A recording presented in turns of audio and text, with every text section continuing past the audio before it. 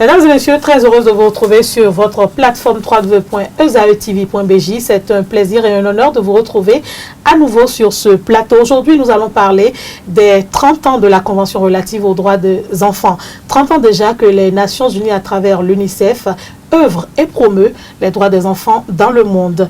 Quel est le constat aujourd'hui? Comment est-ce que le Bénin s'en sort dans cette promotion des droits des enfants? Nous allons en parler avec nos invités sur ce plateau, des invités qui font partie des organisations non gouvernementales, des organisations de la société civile, donc qui accompagnent le gouvernement béninois dans la promotion donc de ces droits des enfants. Et aujourd'hui, nous recevons des responsables de CIPCRE Bénin. CIPCRE Bénin, entendez, le Cercle international pour la promotion de la création.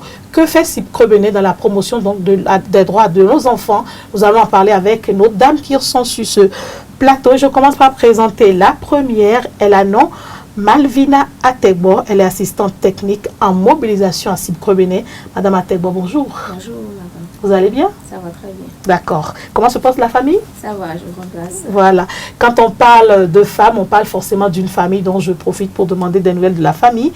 Juste après Madame Ategbo, nous allons présenter Madame Igor Djossou. Elle est coordonnatrice du champ d'action promotion droits des enfants et autres personnes vulnérables, toujours à CIPCRE Bénin. Madame Djossou, bonjour. Bonjour madame. Vous allez bien? Ça va bien.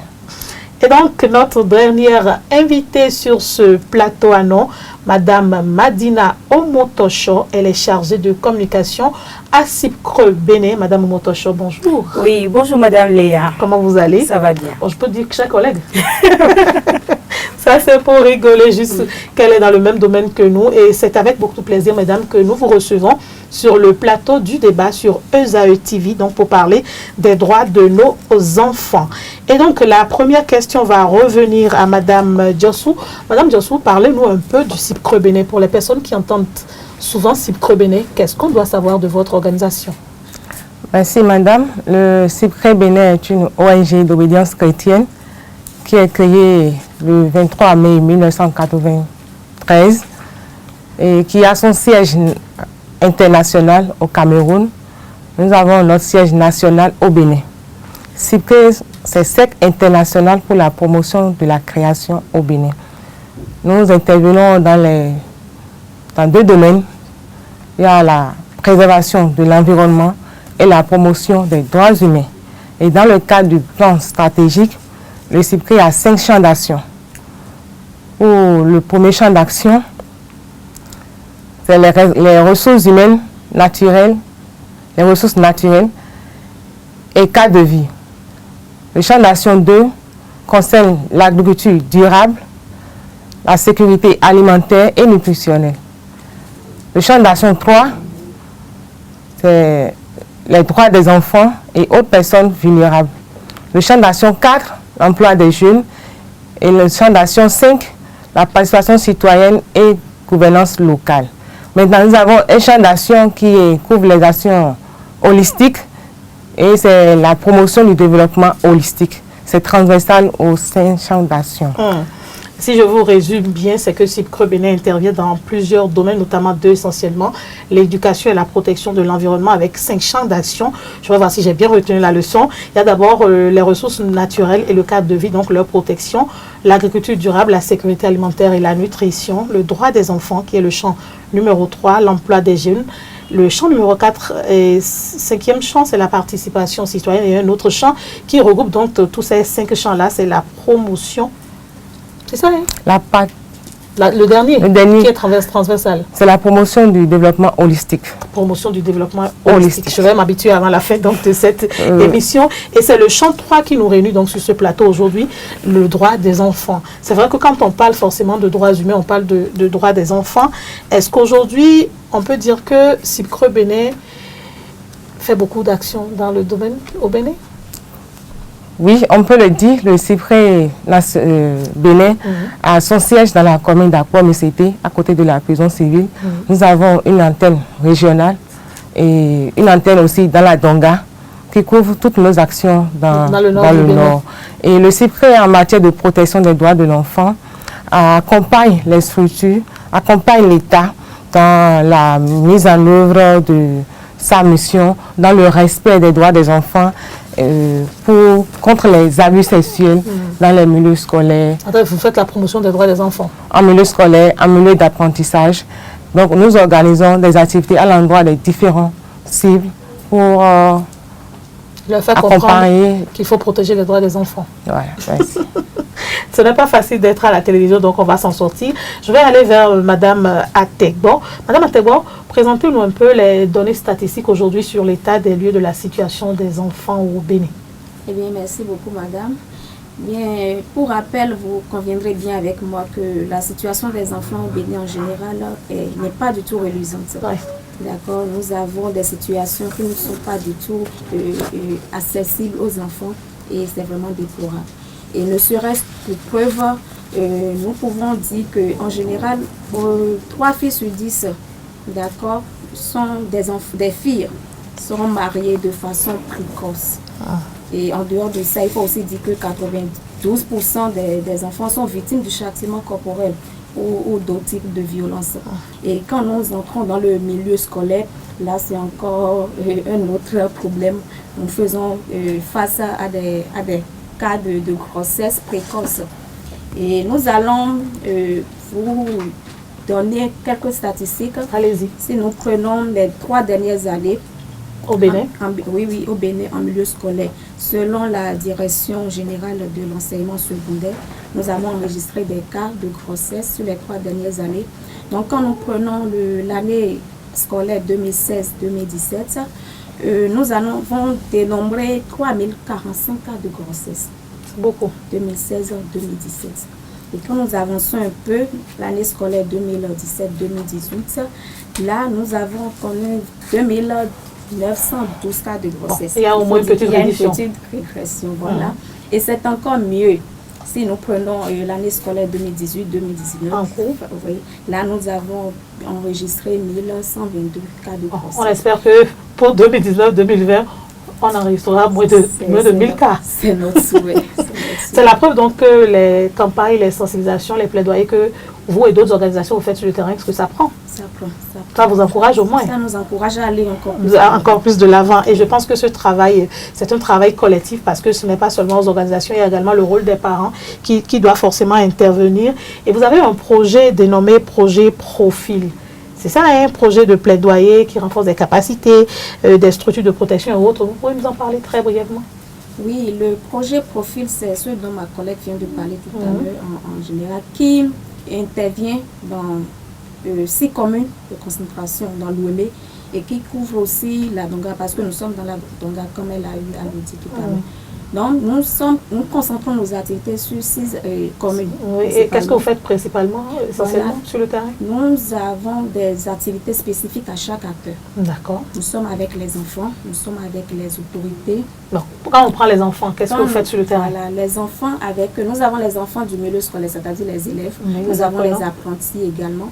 Donc, concernant les enfants, nous faisons la formation des enfants d'abord parce que avant toute activité, avant toute action à l'endroit des enfants, il faut d'abord les impliquer pour qu'ils sachent d'abord ce dont il est question. Donc, nous formons les enfants sur les textes de loi qui existent et notamment sur la thématique d'abus sexuels parce que les enfants sont confrontés à ces situations. De plus en plus, les enfants disent que tout ce qui est fait pour nous, sans nous, est contre nous. Voilà. Donc, il faut impliquer beaucoup plus les enfants. Ainsi, nous formons les enfants sur leurs droits et devoirs, les différentes formes d'abus sexuels et aussi les comportements adoptés pour pouvoir déjouer, éviter les pièges, les ruses.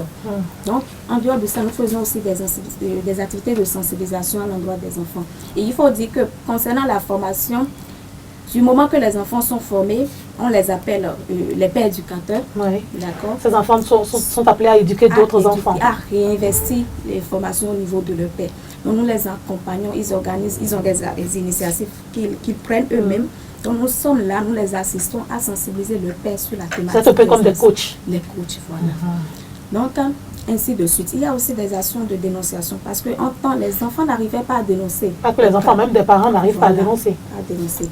Donc maintenant, nous avons constaté qu'il y a une amélioration. Les enfants maintenant commencent à dénoncer les cas dont ils sont victimes. Et s'ils ne sont pas,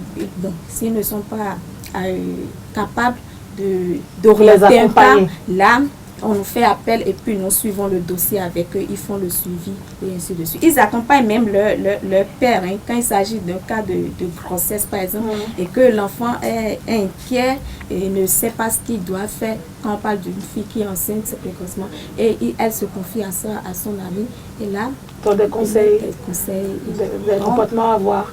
Et il y a des cas aussi où leurs camarades de classe ne viennent plus en cours et c'est elle qui dénonce pour dire tel camarade ne vient plus, il faut qu'on sache ce qui se passe. Madame Ategbo, merci. On va continuer donc dans ce débat et donner cette fois-ci la parole à votre chargée de communication, Madame Omotoshop. C'est vrai que le tableau est encore sombre parce qu'on dit souvent chez nous que tant ce qu'il reste à faire, c'est que rien n'est fait. C'est vrai que la situation de nos enfants également nous interpelle tous en tant que parents. Aujourd'hui, face donc à ce tableau-là, qu'est-ce que la Convention relative aux droits des enfants, puisque c'est ce 30e anniversaire donc de cette convention qui nous réunit, qu'est-ce que cela a réellement apporté aux enfants du Bénin? Merci Madame Léa. Il faut dire que la Convention des droits de l'enfant a beaucoup apporté à l'enfant. Parce qu'il fait de l'enfant, cette convention-là fait de l'enfant un sujet de droit, un objet de droit, où tout de suite l'enfant se sent beaucoup plus en sécurité. Au moment où, avant, où l'enfant était délaissé, l'enfant a maintenant un arsenal juridique qui l'encadre, qui permet à l'enfant aujourd'hui d'évoluer. Vous voyez, avec la CDE, on a vu qu'aujourd'hui, les enfants reconnaissent mieux leurs droits. Ils savent ce qui est leur droit. Ils savent, par exemple, qu'ils ont droit à l'éducation, qu'ils ont droit d'avoir un nom. Ils savent qu'ils ont des droits et qu'ils doivent réclamer ces droits-là. Et qu'ils le réclament facilement déjà aux parents. Quand vous avez un enfant que vous ne mettez pas à l'école, l'enfant vous dit tout de suite, papa, je vais aller à l'école parce que j'ai le droit d'aller à l'école. Mes amis vont à l'école, pourquoi pas moi? Il faut que j'aille à l'école.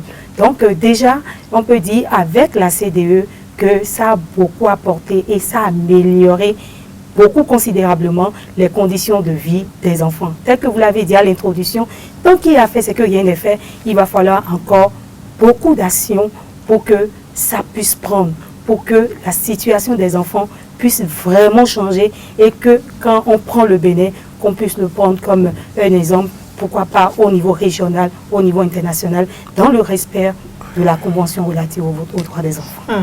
Et quand on parle de droits de l'enfant, on parle de plusieurs articles que nous allons peut-être pas énumérer ici, mais les plus essentiels, c'est lié aux 5 besoins fondamentaux de l'homme, à savoir l'alimentation, l'éducation, la santé, le droit à un nom, si je ne me trompe. Bon, c'est les quelques rares dont je me rappelle très rapidement, puisque nos enfants nous chantent souvent ces droits à la maison, parce qu'à l'école, on le leur a appris, et donc c'est le moment plus que jamais de remercier donc les gouvernants qui ont compris également qu'à un certain niveau de l'école, il faudrait que l'enfant commence déjà par connaître ses droits. C'est aussi une avancée, si je puis le dire.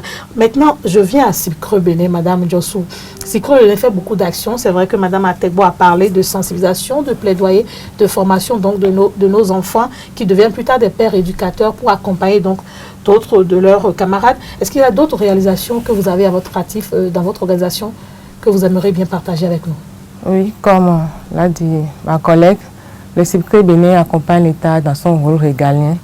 Nous travaillons avec les structures déconcentrées de l'État, à savoir les CPS, les centres de promotion sociale, les commissariats de police et autres ONG de protection des droits de l'enfant dans nos communes d'intervention. Et il y a également des actions de plaidoyer que nous menons pour parler, pour la prise de conscience, pour qu'un fonds ou une ligne budgétaire soit quand même insérée dans les actions des communes au niveau de nos zones d'intervention. Il y a également, comme elle a déjà énuméré, les actions que nous menons en milieu scolaire, à savoir le renforcement des capacités des élèves. Il y a également le renforcement des capacités des acteurs adultes. Donc, nous avons des professeurs relais que nous formons également. C'est des parents qui ne maîtrisent pas ces questions de droits des enfants. Donc, il y a des professeurs relais qui sont formés en milieu scolaire sur la question des droits de l'enfant, sur les questions liées aux abus sexuels, sur la charte de bonnes pratiques, quel comportement adopter pour que les grossesses en milieu scolaire. Vous avez vu les taux tout à l'heure qui ont été cités. C'est alarmant. Le nombre qu'elle a donné et par rapport à ça, il faut quand même changer de comportement en milieu scolaire. Donc, chaque acteur du milieu scolaire s'engage à adopter de bons comportements pour que les enfants ne soient pas abusés, notamment nos filles, ne soient pas victimes de grossesse, de harcèlement sexuel, de mariage précoce ou forcé. Il y a également les actions que nous menons avec les confessions religieuses. Ah oui. Au Bénin, nous avons pu avoir cette dynamique avec les confessions religieuses, donc les leaders traditionnels et autres. Leaders religieux et têtes couronnées depuis 2012. Et à chaque édition, cette mobilisation interreligieuse que nous appelons MIR est éditée. Ça a eu lieu cette année également. Ça a eu lieu cette année à Cotonou. Dans la zone du Hall des Arts. Merci, vous y étions. Merci pour votre participation. Et avec eux, il y a des questions de réflexion, des questions de plaidoyer que nous menons avec ces leaders sur tout l'étendue du territoire national. Également, elle a déjà parlé des cas qui sont dénoncés. C'est vrai, le CIPCRE n'a pas un centre d'accueil, mais nous travaillons en synergie d'action avec d'autres ONG qui accompagnent En fait, c'est un travail coordonné. Ce n'est pas CIPCRE seul, mais CIPCRE s'associe à d'autres. Oui, puisque nous n'avons pas de centre d'accueil, ni de centre de transit, nous accueillons les victimes. Vous accompagnez le processus. Et pour une prise en charge intégrée, nous travaillons avec 16 structures qui ont des compétences, que ce soit au niveau psychologique, la prise en charge sanitaire, la prise en charge socio-professionnelle pour l'enfant qui ne veut plus continuer l'école, par exemple. Donc, c'est avec cette structure que nous travaillons pour assurer une prise en charge intégrée aux enfants victimes d'abus sexuels et de traite. Vous savez, la partie qui m'intéresse souvent, moi, quand on parle de vos activités, c'est la partie où vous accompagnez l'enfant au-delà de la dénonciation, à pouvoir se rendre justice. Parce que souvent, des fois, il y a des réconciliations à l'amiable qui interviennent et après, il y a des récidives dans les actions. Mais aujourd'hui, vous accompagnez le processus jusqu'à ce que, s'il y a lieu, que la personne qui a abusé donc de cet enfant-là aille devant la justice. Vous accompagnez jusqu'à ce niveau. Oui. Je pense que c'est important parce que nous sommes dans une société où quand on ne punit pas, les gens ne prennent pas en fait conscience de ce qui se passe et de la dangerosité de l'acte. Et depuis que la campagne Tolérance Zéro, si je ne m'abuse, a été lancée, contre les actions se sont des enfants intensifiées. Et cette année, ce que j'aimerais savoir, petite curiosité, hein, c'est vrai que ça n'entre pas dans le cadre de l'émission, mais ça concerne toujours les enfants. Où en est votre initiative de création d'une école de formation pour la famille? École des parents. D'école des parents. Ok, c'est une initiative que CIPCRE a lancée.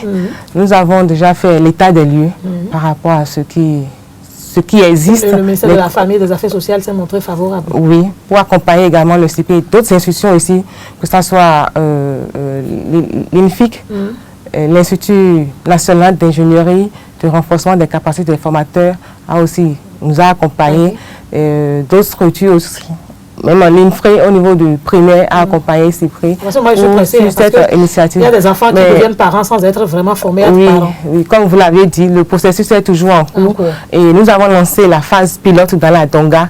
Et déjà, les modules ont été élaborés, validés à un atelier. Et tous les acteurs ont participé à cet atelier-là pour valider les modules et supports. Et dans la Donga, les collègues qui sont au nord ont déjà... C'est la preuve que quand nous parlons de protection de l'enfant aussi ici, parce que nous avons reçu de vos collègues qui sont dans les CAPE, dans les centres de transit et autres, on en a parlé et c'était une initiative que nous avons louée. Je pense que quand ça viendra à Cotonou, vous allez nous informer parce que les parents doivent être formés parce que de plus en plus, les parents eux-mêmes ont du mal à parler donc de certaines questions de sexualité à leurs enfants. Et donc si les parents arrivent à apprendre, c'est que les parents pourront mieux en parler, c'est ça, non? Oui, merci. Comme vous l'avez dit, ça arrive à Cotonou déjà en 2020. Juste l'année prochaine, dans quelques nous semaines. Avons quand même une phase pilote pour EduCap Ouémé, et EduCap Littoral Atlantique. D'accord, ça va commencer en 2020. Il y a une phase pour les nouvelles communes. Et je voulais aussi dire par rapport à l'accompagnement des cas au niveau des tribunaux, nous travaillons avec AFA Bénin et aussi avec des...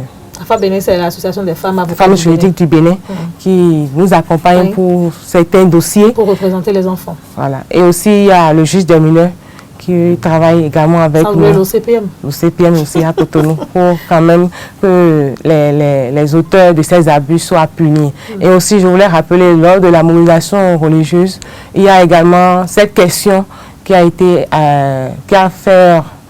le thème sur lequel nous avons le sujet de discussion par rapport au plaidoyer, parce qu'on voulait que le taux de répression augmente. Au début de nos actions depuis 2011, le taux a été identifié. Le taux a été identifié. À un moment, nous allons faire un état des lieux pour voir est-ce que le taux de répression a augmenté. Et petit à petit, nous pouvons dire aujourd'hui que le taux de répression augmente et les auteurs d'abus sexuels sont punis. C'est vrai, l'impunité existe encore, mais par rapport à ce qui se passait, ça décourage certains. Ça décourage certains, ça inhibe quand même des actions aussi au niveau des acteurs, des auteurs potentiels que nous avons. Merci. Bon, je vais peut-être permettre à vos autres collègues de voir si elles ont envie d'ajouter d'autres choses à tout ce que vous faites déjà sur le terrain. Madame Atewa, si vous voulez ajouter quelque chose à ce que votre collègue a dit, qu'on a peut-être oublié? Bon, je crois qu'elle a tout dit. D'accord. On va aller donc à Madame Omotocho, tout en nous rappelant donc les droits fondamentaux des enfants. C'est vrai que bon, il faut toujours rappeler parce que la répétition est pédagogique. Madame Omotocho, quelle étude vous faites aujourd'hui du droit des enfants au Bénin? Vous avez dit qu'on a avancé. Sur quel point on n'a pas avancé? Qu'est-ce qu'il faut corriger? Oui. Et quand je disais à l'instant que le droit, dans le respect de droits des enfants, il y a d'avancées, mais tant qu'il y a à faire, c'est qu'il y a toujours à faire. Je disais que pour les enfants, il faut que les parents cessent de négocier. Quand on abuse de votre enfant, n'allez pas à la négociation. Il faut décourager. Parce qu'on a peur des pesanteurs sociaux. Non seulement on a peur des pesanteurs, mais en même temps, on a peur de qu'en diront des autres. Ils diront que mon enfant a été abusé. On ne veut pas la honte. On se dit qu'on ne veut pas la honte. Mais je me dis, on ne fait pas du bien à l'enfant. Quand on ne dénonce pas ou on va sur des pistes de négociation, on ne fait pas du bien à l'enfant. Il faut forcément que quand il y a des cas d'abus sexuels, il faut dénoncer et il faut suivre la procédure jusqu'au bout. Il faut tenir bon. Il faut tenir bon, quelles que soient les menaces que vous recevez, il faut tenir jusqu'au bout pour que l'enfant soit rétabli dans son droit, pour que l'enfant puisse retrouver cette confiance qu'il est en train de perdre en lui-même. Parce que quand vous n'avez plus la confiance en vous-même, quels que soient les objectifs, quelle que soit votre détermination que vous avez de la vie, vous n'arrivez pas à atteindre les objectifs que vous vous êtes fixés à des moments donnés. Parlons toujours de droits des enfants. Oui. Il faut que les parents ne mettent plus la pauvreté devant pour ne pas permettre aux enfants d'évoluer. Exemple concret. Quand je prends par exemple les parents qui disent que parce que mon enfant, je n'ai pas les moyens pour que l'enfant évolue, on va donner l'enfant précocement en mariage. Il faut que ça cesse. On fait du mariage un commerce. On fait du mariage un commerce. Dans des localités au Bénin, ça continue toujours d'exister. Il faut que l'enfant même puisse puisse être en mesure de porter son choix, de dire oui, je suis prêt sexuellement, je suis prêt à aller à faire le mariage, ou je suis prêt, voilà la personne que j'ai choisie. Il ne faudrait plus qu'on donne à l'enfant forcément à dire va au mariage parce qu'on n'a pas les moyens, telle famille, non. Il y en a qui mettent les enfants à l'école, par exemple. Là, c'est le mariage, mais il y en a qui mettent les enfants à l'école et après ils disent moi, je n'ai plus l'argent parce qu'on a envoyé l'enfant une fois, va prendre la bassine, tu vas vendre au marché. Tu vas vendre au marché. Donc, il faut parents, que les parents prennent des responsabilités parce qu'un enfant... On ne peut pas vouloir quelque chose de son contraire, quoi. Voilà.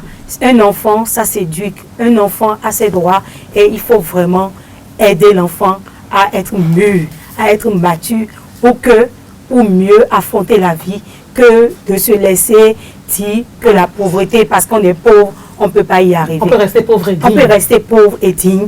Et un enfant aussi, ça se planifie.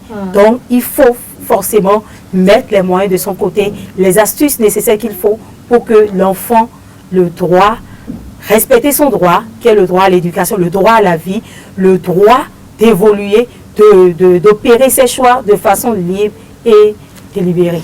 Et comme j'aime à le dire, c'est vrai que quand souvent des femmes s'asseyent pour parler, les gens ont l'impression que c'est parce que la vie a été rose pour elles qu'elles parlent comme ça. Et moi, j'aime bien le dire, c'est vrai, vous pouvez ne pas planifier une grossesse, mais quand ça intervient et que vous avez le courage et la force de garder dans cette grossesse jusqu'à terme, ayez le courage de vous sacrifier au maximum pour que votre enfant devienne quelqu'un demain.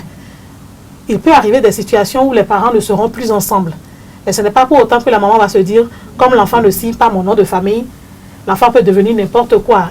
Et comme on le dit souvent dans nos langues nationales et maternelles, on voit l'enfant, on le voit aussi bien chez le père que chez la mère. Et donc, de la même manière qu'un homme peut se responsabiliser et garder un enfant, une mère également peut le faire. Et là, j'en viens donc aux difficultés que nous remarquons donc dans notre société, dans notre famille, Madame Atebo. Je vous retourne très rapidement mes propos. Parce que là, on a parlé des grossesses en milieu scolaire. On a parlé des violences sexuelles. On va parler du travail des enfants. Mais il faut qu'on parle d'abord de la responsabilité de chaque parent. Parce qu'il y en a qui se tuent à longueur de journée au champ et leurs enfants deviennent des intellectuels et ils en sont fiers. Pourquoi est-ce qu'on ne pourrait pas faire cet effort, chacun d'entre nous? Et malheureusement, c'est dans les grandes villes aujourd'hui que les enfants tombent sous le coup d'une grossesse et des parents intellectuels disent « Je n'en veux plus, tu quittes ma maison, tu n'es plus mon enfant ». Et l'enfant commence par, alors que ses parents sont quand même intellectuels. Dans ce cas-là, qu'est-ce que vous faites? Eh bien, comme vous l'avez su bien dit, nous avons remarqué qu'il y a vraiment une certaine démission à ce niveau. Parce que quand nous faisons face à des cas de grossesse, d'abord l'enfant est en griffe rejeté. Non, pas en griffe, l'enfant est rejeté. Parce que c'est ce qu'on fait. On dit tu sors de ma maison, va voir le père de ta grossesse, sors de la maison, c'est tout. On ne veut rien entendre. Voilà, donc on ne prend pas vraiment en compte la situation telle qu'elle est. On banalise souvent la situation. Et quand nous avons des cas de grossesse qui se présentent à nous et que des enfants viennent dénoncer et que vous évoluez sur le dossier, vous recevez plus tard des visites des parents, d'accord, qui viennent maintenant pour dire, voilà, nous ne voulons plus aller jusqu'au tribunal, ou bien nous ne voulons plus que le dossier... Pour quelle raison? D'accord. Parce qu'il y a des présentateurs sociaux qui jouent dessus. Il y a des menaces passées par là. Surtout quand, vous savez, nous sommes dans une société africaine et puis, donc, il y a de ces menaces qui viennent d'un peu partout. Bon, vous voulez parler de menaces spirituelles? De menaces spirituelles. Disons les choses. Voilà. N'ayons pas peur, disons les choses. De menaces spirituelles. Parce qu'il y en a. Voilà. Et il y a aussi des, comment dire, des auteurs d'abus sexuels qui sont vraiment prêts, d'accord, à aller loin. Quand je parle comme ça, c'est parce qu'on a eu des cas où l'enfant vient maintenant te dénoncer un cas et dit des choses telles qu'elles sont, mais quelques heures après ou bien quelques jours après, quand tu reprends l'enfant, c'est autre chose que l'enfant te dit. Parce que l'enfant a été menacé. Parce que l'enfant a été menacé ou bien que, pensant que peut-être que l'enfant a été... Je sais que c'est souvent choquant. Oui. Parce que quand vous vivez des choses comme ça, vous vous dites, qu'est-ce qui arrivera demain à mon enfant? Que Dieu nous en préserve. Vraiment. Voilà. Donc peut-être que l'enfant a été menacé. Et dans ce cas, qu'est-ce que vous faites? Vous abandonnez simplement, c'est ça? On ne peut pas abandonner. On ne peut pas abandonner. Là, on a des spécialistes en la matière. Parce qu'il faut dire qu'il y a un problème psychologique aussi. Là, madame a parlé tout à l'heure de la prise en charge psychologique. La prise en charge. Il faut que l'enfant, on lui donne le temps maintenant d'accepter la situation, de pouvoir comprendre. Aussi de faire comprendre aux parents que c'est l'enfant, la vie de l'enfant qui est en jeu et qu'il faut qu'on soit ensemble pour pouvoir...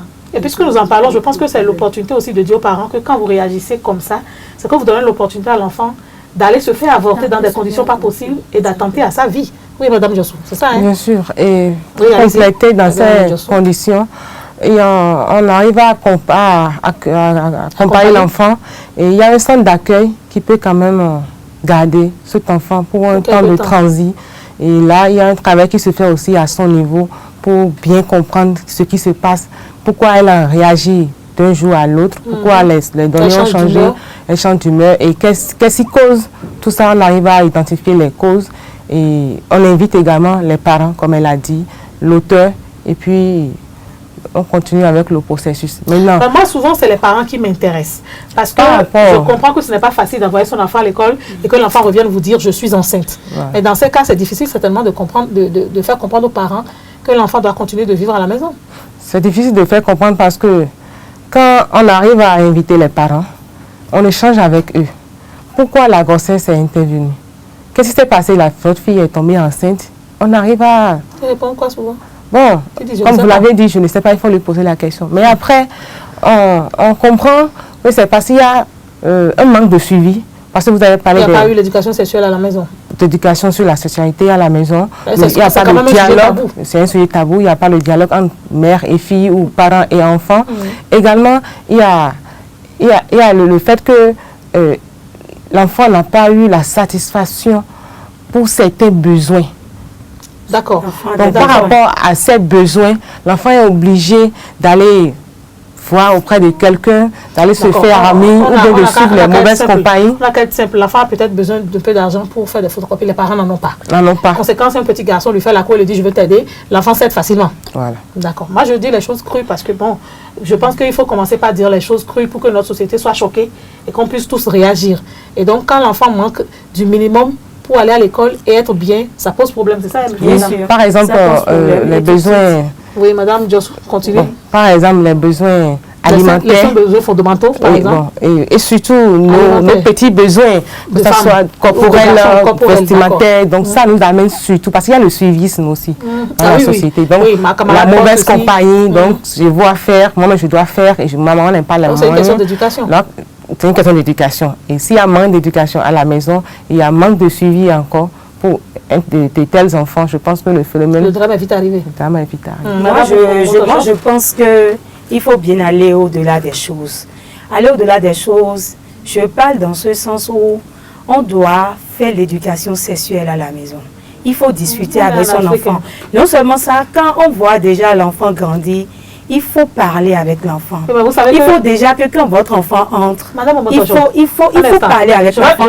Il faut amener l'enfant. Il faut amener l'enfant. De la sexualité. Non, nous, on ne nous a pas parlé de la sexualité. C'est difficile d'en parler. Non, c'est pas que c'est toujours difficile d'en parler. Puisque aujourd'hui, en notre temps, on avait la télé, mais on n'avait pas ces choses-là, telles que le sexe, où on montre tout ce qui excite aujourd'hui à aller rapidement au sexe. On ne les avait pas au moment. Bien sûr. Aujourd'hui, nous avons les nouvelles technologies où, même si vous refusez à votre enfant de regarder la télé à la maison, en ville ou à l'école, l'enfant regarde la télé à l'école.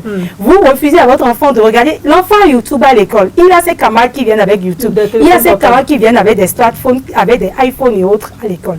Du coup, l'enfant visualise tout ce que vous lui refusez et l'enfant se demande, mais si les gens arrivent à jouir, mais pourquoi ne pas aller? Ça veut dire, si l'enfant a envie de faire ce qui se fait dans les vidéos et autres.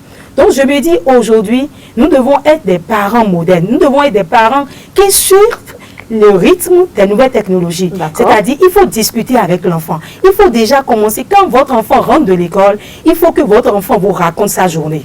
Il faut que l'enfant déjà, quand il rentre, que vous arriviez à savoir ses meilleurs amis. Il faut connaître les fréquentations de son enfant pour éviter de faire face à cela. Maintenant, même quand vous n'avez pas l'argent pour satisfaire tous les besoins de votre enfant, il faut montrer à l'enfant que si j'allais te faire, et que si toi tu travaillais mieux à l'école, tu ferais plus que moi. Parce que hier mes parents ne m'ont pas fait ce que je suis en train de vous faire, mais aujourd'hui si j'ai pu le faire, c'est parce que c'est une question de volonté aussi. C'est une question de volonté. Donc moi je pense qu'il faut l'éducation sexuelle. Maintenant quand ça arrive, il faut se remettre en cause, dire où est-ce que j'ai fauté et reprendre cet enfant-là en main pour ne pas perdre son enfant. Bon, d'accord, j'ai un petit exemple pour vous et c'est très récent, ça date de cette semaine.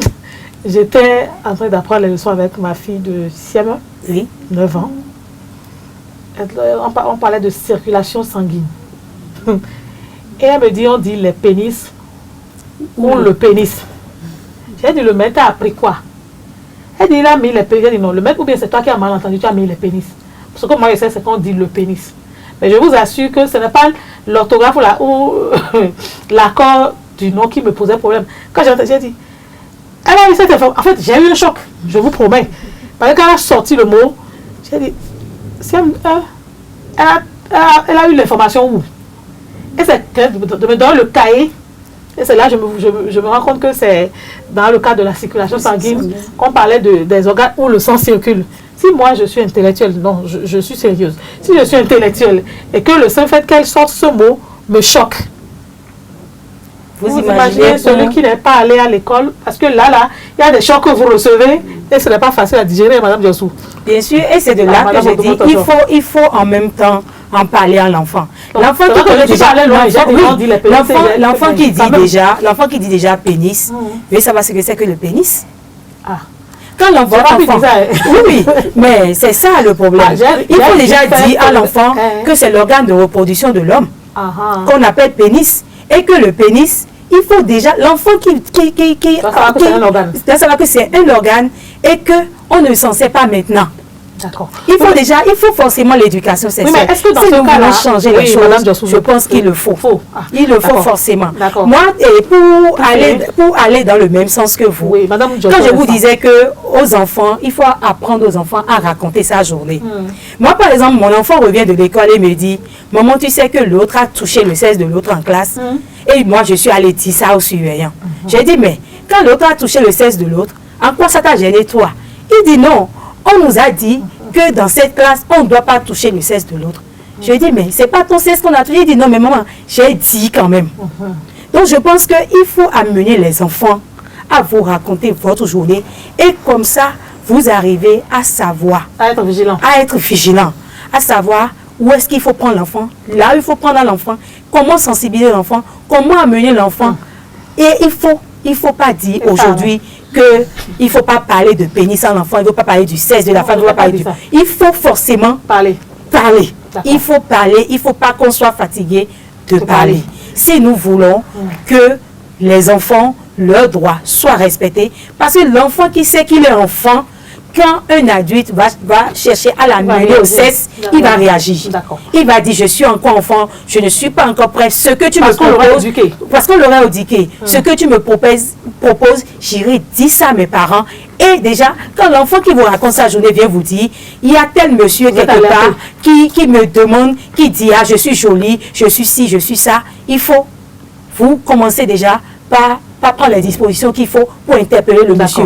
Il faut déjà, pour ne pas monopoliser la parole, déjà il faut aussi dire qu'il faut que nous les parents, nous soyons vigilants.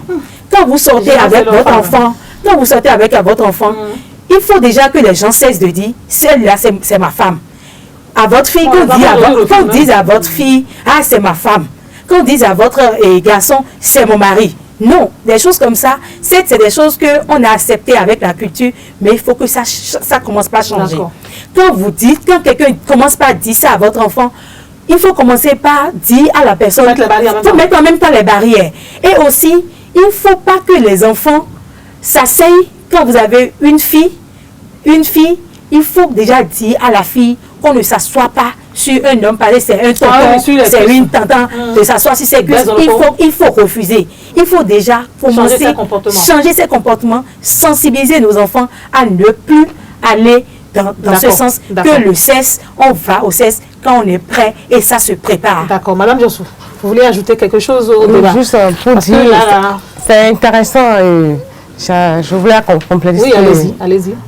Madame, nous sommes tous des mères. Tu as dit, nous devons en parler avec les enfants aujourd'hui, que ce soit avec l'enfant qui est à la maternelle, on doit quand même aborder le sujet. J'ai des qui m'ont dit que même le bébé qui commence par parler un peu, il faut commencer par parler de sexualité. Oui, parce que déjà, l'enfant a besoin d'une information par rapport à son âge pour mieux se comporter dans la société aujourd'hui. Il a besoin de connaître son corps. De connaître son corps et de savoir telle chose est bon, telle chose est mauvais et que je dois me comporter comme ça, comme ça. Donc par rapport à ça, l'enfant qui dit par exemple pénis, donc comme elle a dit, vous expliquez à l'enfant ce qu'on appelle pénis, mais la manière de l'activité se trouve où?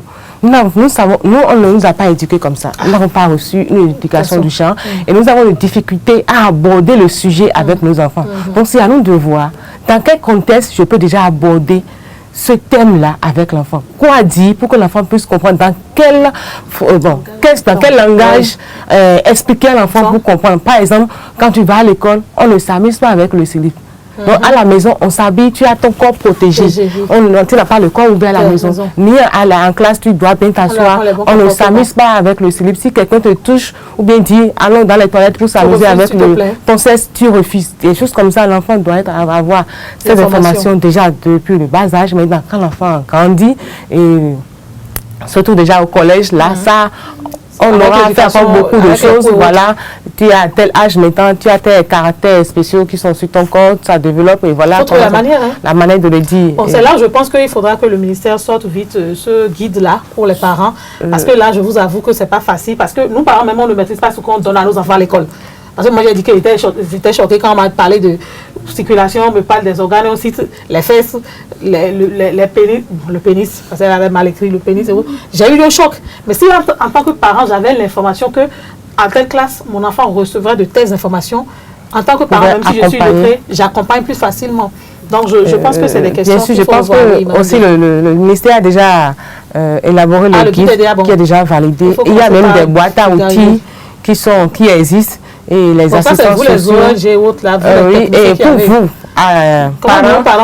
parents, lettrés comme parents de nos villages, vous pouvez aller dans les centres de promotion sociale. Apprendre l'information. Pour avoir l'information, pour comment conseiller mon enfant sur tel aspect, comment éduquer mon enfant. Donc, ils vont nous aider. Oui, les centres de responsables des centres de promotion sociale sont déjà informés. Donc, si je parle fonds MINA ou une langue, oui, dans chaque localité, ils ont avoir l'information. Ils ont un kit. Voilà une information qu'on n'avait pas.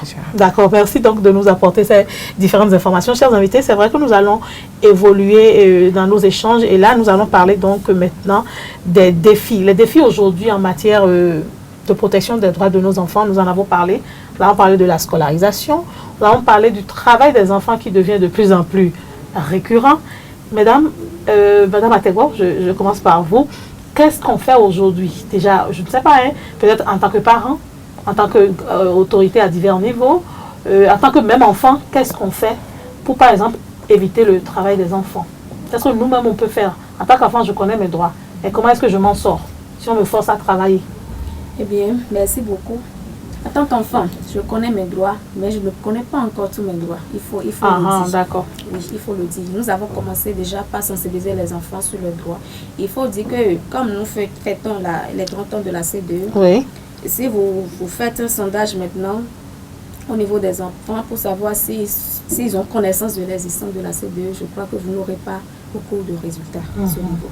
Oui, les enfants connaissent leurs droits, mais ne savent pas que c'est lié à la CDE. Ils ne savent pas que c'est lié à la CDE. Il faut corriger cela. Il faut corriger cela. Donc, je parlerai beaucoup plus de la mise en application des tests juridiques qui existent. Il faut d'abord vulgariser beaucoup plus ces tests-là pour que toute la population soit au courant qu'il existe. Pourquoi pas transcrire dans les langues nationales? Dans les langues nationales pour les parents des villages qui ne comprennent pas le français. Donc, il faut vraiment aller de façon à ce que les parents soient... Parce que, avant de parler de répression, il faut qu'on sache d'abord de quoi il s'agit. Si je suis parent et que je ne maîtrise rien, je ne pourrais pas dénoncer. C'est vrai qu'on dit que nul n'est censé ignorer la loi. Mais bon, c'est à nous, les acteurs, de faire plus le travail. Donc, quand après la mise en application, je parlerai beaucoup plus de la responsabilité des parents. Mes collègues ont eu déjà... C'est douloureux, mais nous avons une responsabilité. Oui, ils ont une responsabilité. C'est d'ailleurs pour cela que nous avons initié l'école des parents. Pour accompagner donc les parents. Quoi? Nous menons des actions. L'État s'échine, les ONG font le travail, mais nous n'avons pas encore le résultat que nous escomptons. Donc, nous avons compris que le problème se situe au niveau des parents. Ils ne prennent pas vraiment en charge leurs responsabilités. Des fois, vous leur expliquez, même les parents ne comprennent pas. Ils se disent, voilà, j'ai déjà fait l'enfant, je lui ai donné, je lui ai payé les mêmes. On ne paie même pas les fournitures scolaires pour être direct. Il y a certains enfants, pour faute de chiffon, de prêt, ils sont renvoyés de l'école. L'enfant ira où? Se confier à qui? Le parent qui ne reste même pas à la maison. Ou le parent qui n'est même pas ouvert. Voilà. Donc nous avons cette difficulté-là. Donc il faut vraiment communiquer avec les parents, les former aussi. Parce qu'il y a plusieurs thématiques. L'éducation des enfants, c'est quand même beaucoup plus vaste. Bien sûr. Donc il faut aller pas à pas avec les parents pour qu'ils sachent que l'enfant a aussi, il faut prendre en compte son intérêt supérieur. L'enfant a son mot à dire dans toute situation. Donc on ne peut pas contraindre l'enfant à travailler. Donc le travail des enfants de nos jours pose un problème, surtout la mobilité des enfants. On fait déplacer l'enfant d'un village à un autre pour aller travailler. Sans raison des fois. Et on lui confie des tâches énormes qui le dépassent. Qui sont vraiment insupportables. L'enfant qui a 7 ans, vous lui demandez de prendre des briques de 15, de 20, de 30. C'est pas normal pour son âge. On est en train de détruire. Pourquoi? Alors que l'enfant, avant, il faut que l'on puisse suivre l'enfant jusqu'à sa maturité. Et même quand on dit à sa maturité, parce que je vais parler de mineur, quand on dit que l'enfant a 18 ans, qu'on peut... Ça dépend. Ça dépend. Parce que quand l'enfant est toujours en situation d'apprentissage, il continue d'être un enfant. Même en apprentissage, il continue d'être. Mais il faut qu'on suive l'enfant jusqu'à maturité pour qu'il ait au moins une situation stable avant de dire maintenant, voilà, J'ai hâte. Pas tous les enfants qui ont 18 ans qui sont prêts à être dépendants. Hein. À être dépendants, c'est ça. À être indépendants, c'est pas Donc, facile. il ne faut pas, nous ne devons pas vraiment contraindre les enfants à faire un travail. Non, il faut qu'on bannisse cette pratique-là de nos sociétés. Les enfants ne sont pas encore à ce stade-là où il faut leur confier des choses qu'ils ne sont pas capables de faire. Donc nous devons vraiment mettre en application. Jouer le rôle de parent déjà. Jouer le rôle de parent. Et laisser l'enfant le temps de grandir. Le temps de grandir pour comprendre les choses, pour mieux s'adapter à sa situation. Il ne faut pas dire à mon temps, moi mes parents ne me faisaient rien, je me suis débrouillée. Ton temps est différent de ce temps. On dit quelque chose, l'adage qui dit, on dit au refond, on dit oui, quand la cadence change.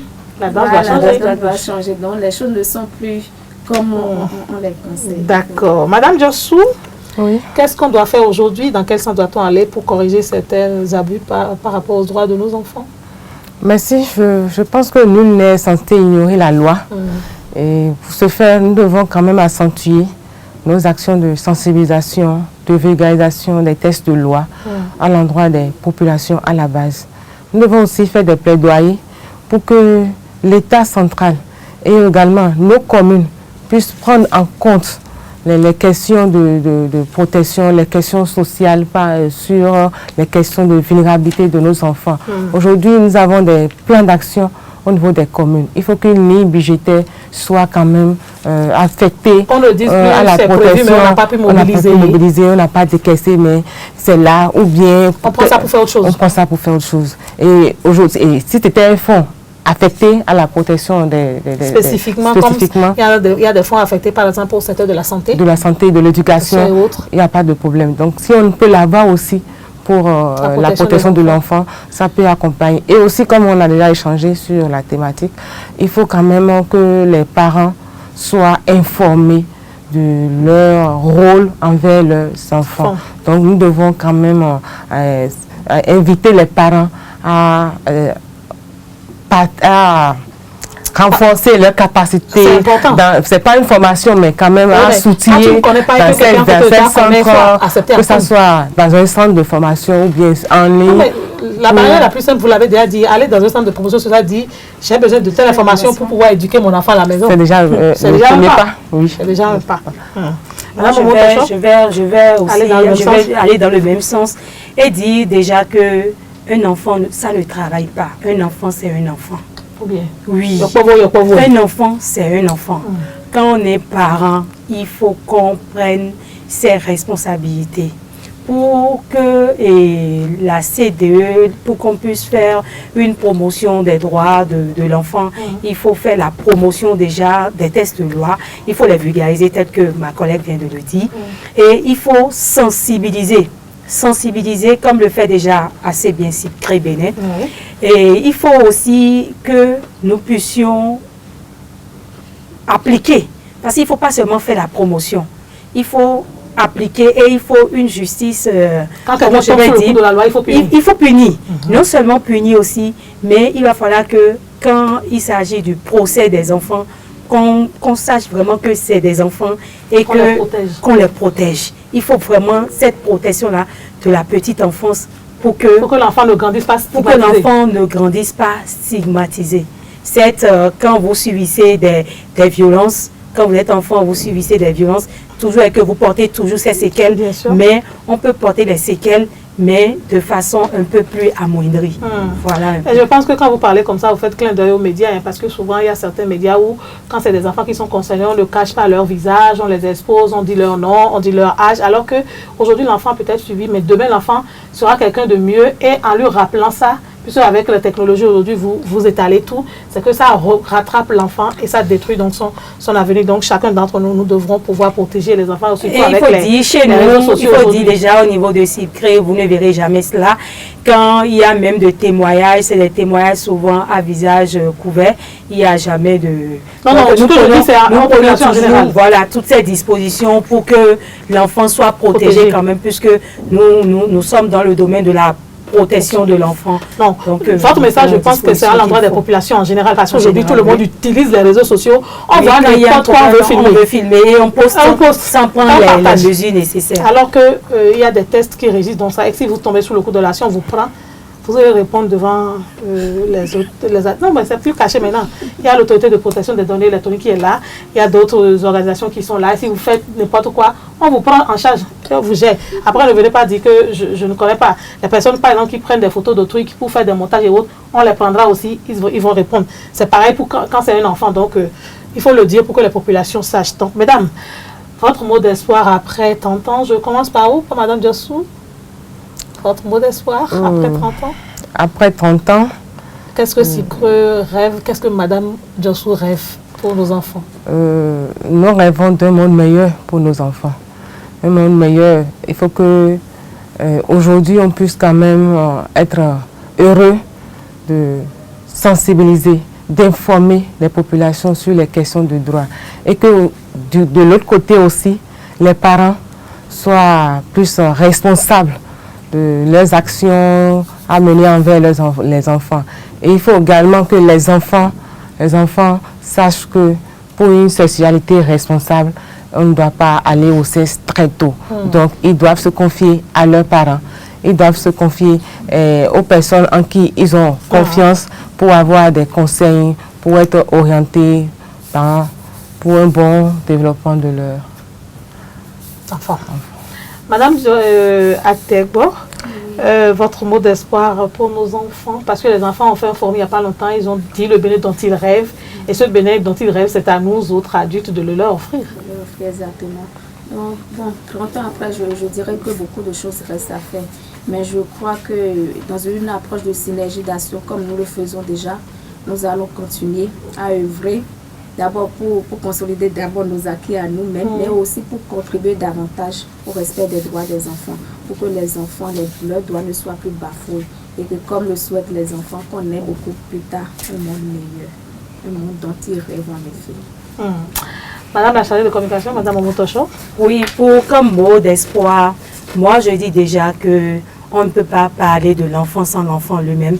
Donc nous essayons de mettre davantage l'enfant au centre, de faire la promotion, on fait la promotion de ses droits en mettant toujours l'enfant au cœur. Et aussi, il faut dire qu'un enfant qui va à l'école, laisser l'enfant évoluer.